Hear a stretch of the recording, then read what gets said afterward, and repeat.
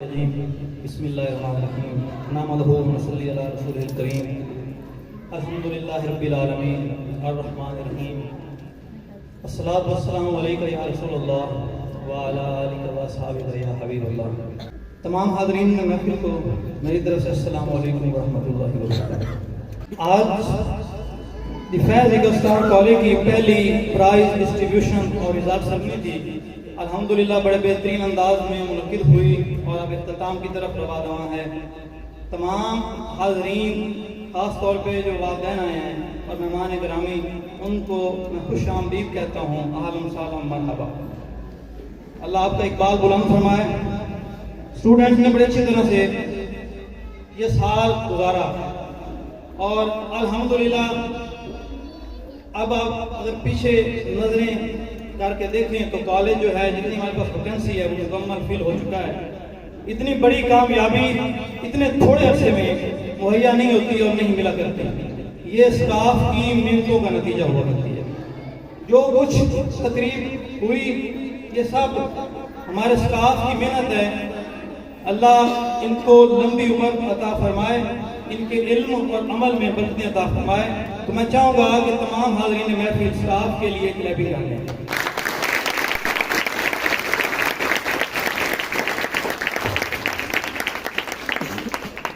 اس تقریب کا مقصد جو ہمارے ٹاپر اسٹوڈنٹس ہیں ان کو خراج تحسین پیش کرنا تھا۔ تمام اسٹوڈنٹس نے اچھی طرح محنت کی، اچھے ریزلٹس آئے اور ایسا بھی ہوا ہے کہ ایک پوزیشن پہ تین بچے ہیں۔ تو یہ کمپٹیشن جو ہے یہ انوائرمنٹ اسٹوڈنٹوں کو بہت اوپر لے کے آتا ہے۔ ہمارا جو پریپ کلاس تھی 400 ٹوٹل نمبر تھے اور اس میں سے 3 بچوں نے 396 نمبر حاصل کیے۔ اس کا مطلب ہے کہ بہت بہترین طریقے سے یہاں پہ کوالٹی ایجوکیشن جو ہے وہ دی جا رہی ہے۔ اب میں بات کرتا ہوں ایجوکیشن سسٹم کے حوالے سے۔ بچوں کو آسان انداز میں سمجھانے کے لیے ایک تکون کی مثال لیتا ہوں۔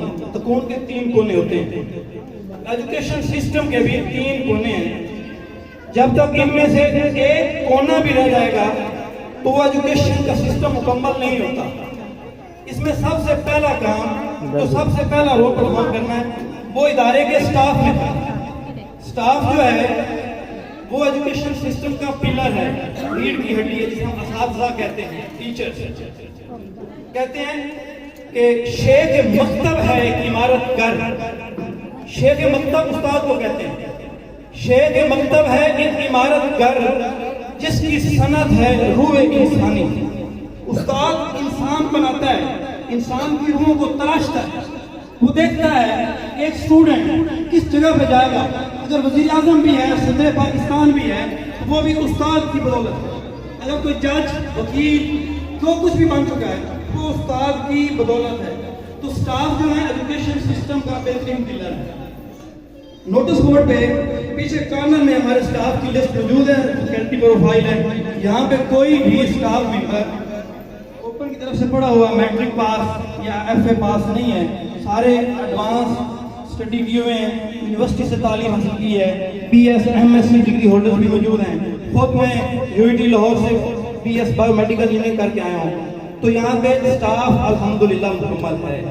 تو جو بات کر رہا تھا ایجوکیشن سسٹم کے 3 پلرز ہیں جن میں ایک اساتذہ، دوسرا اسٹوڈنٹس جو ہیں وہ ایک ایجوکیشن سسٹم میں ایک ایجوکیشن ادارے کے مین پارٹ ہوتے ہیں۔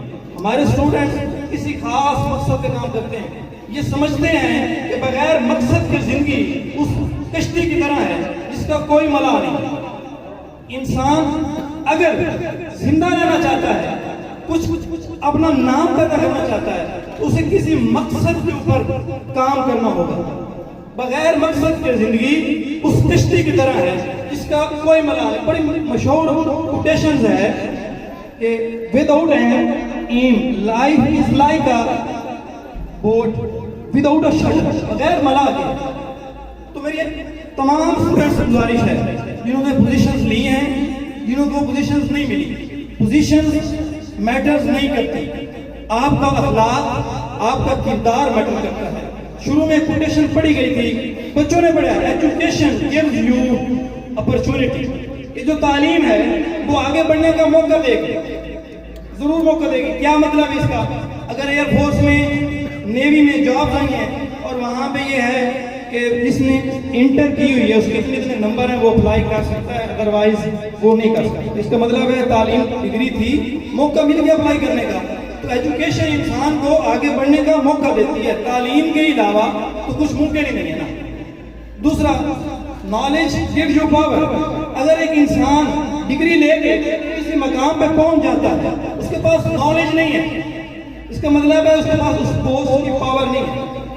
ایک ادارے کے اندر, ایک سسٹم کے اندر صرف اسی کی بات سنی مانی جاتی ہے جس کے پاس نالج ہوتا ہے, علم. بہت مشہور مقولہ ہے کہ شعور اور شعور میں صرف عین کا فرق ہے. شعور اور شعور میں صرف عین کا فرق ہے, اور وہ عین علم ہے, نالج. تو نالج جو ہے وہ شعور پیدا کرتا ہے.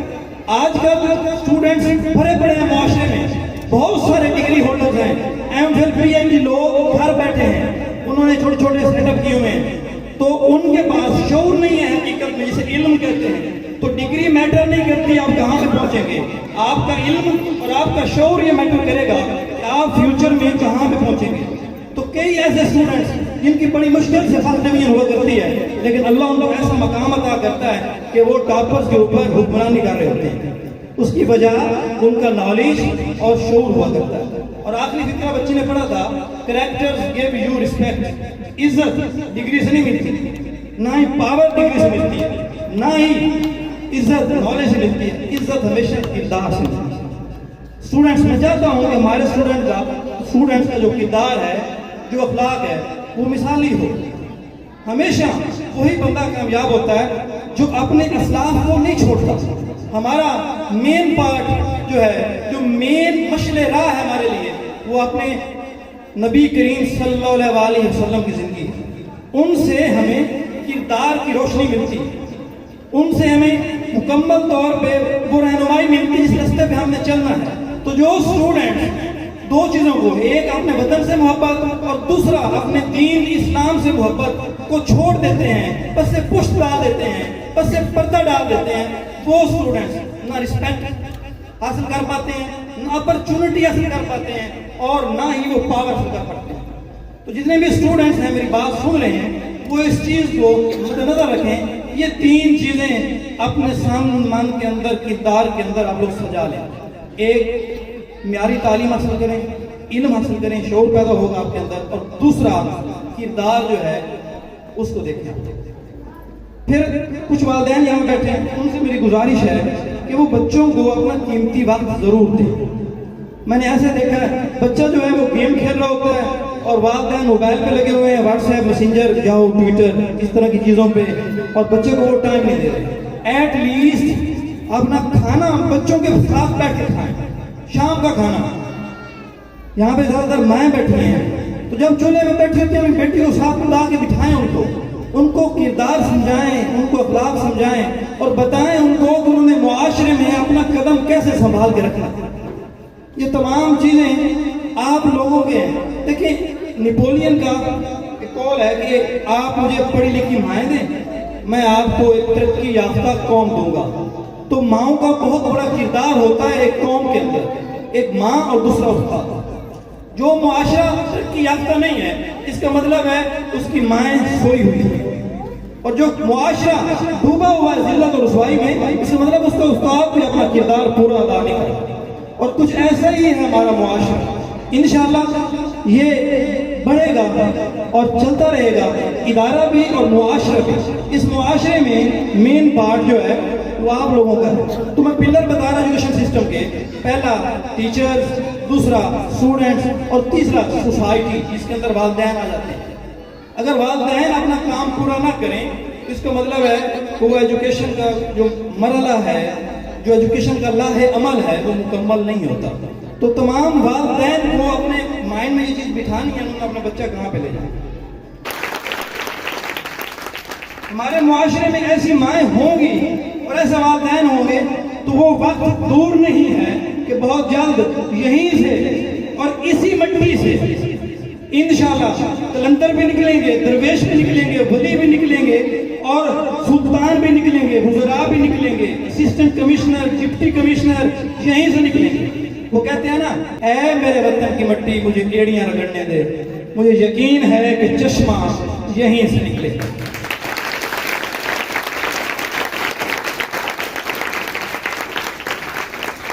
تو ایجوکیشن سسٹم میں جتنا والدین کا کردار ہے اتنا ہی ہمارا ہے، اتنا ہی بچوں کا ہے۔ تو میں والدین اور بچوں سے گزارش کرتا ہوں کہ ہمارے شانہ بشانہ ہوں اور ہمارا اس قدم میں ساتھ دیں۔